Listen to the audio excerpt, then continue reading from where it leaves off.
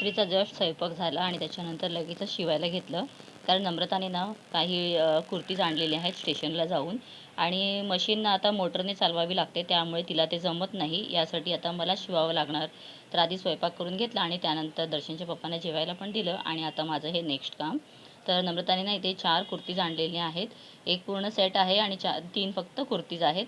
Colour मस्त छानच होते आणि कपडा पण चांगला आहे. तर जो सेट आहे ना त्याचा कपडा खूपच छान होता. मी तुम्हाला नंतर घातल्यावर सेपरेट दाखवेन. आणि आता सगळ्यात मोठी इथे माझी पंचायत झालेली ती म्हणजे सुई धागा घालण्याची. धागा काही जातच नव्हता. बराच वेळ वेस्ट झाल्यानंतर शेवटी चष्मा मिळाला आणि चष्मा घातला. कारण चष्मा ना हल्ली थोडा मिसप्लेस झाला होता. तर तो नेमका आता मिळाला म्हणून मग चष्मा घातल्यानंतर सुईत धागा घातला.